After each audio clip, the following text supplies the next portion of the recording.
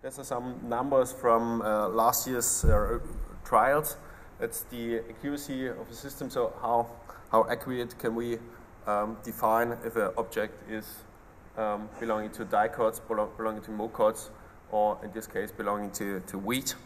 So this was one of our first applications of working in winter wheat, and therefore it's necessary to distinguish between everything that's dicot, everything that's grass wheat in winter wheat.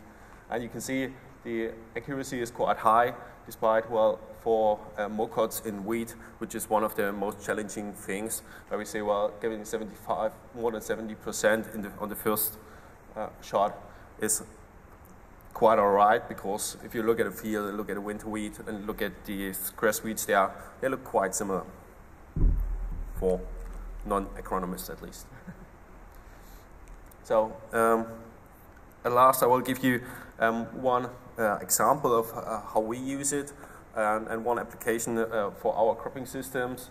This is a field in Germany, quite close where I come from, so in the eastern parts of Germany.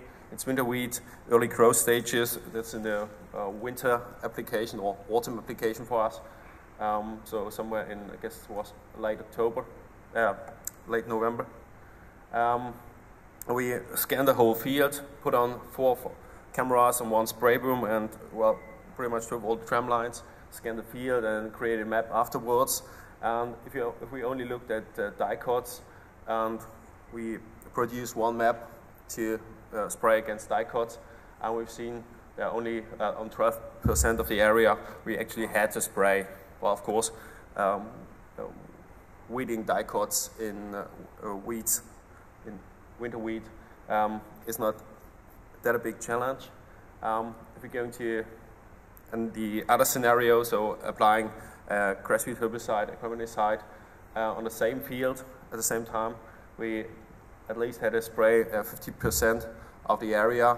I have to say that, well, it was a special area with a lot of grass, with a lot of black grass on it, and that's pretty much the reason we've chosen this field, because getting grass weeds in winter wheat is the most challenging thing, and if you get sorted this, then everything else is quite easy.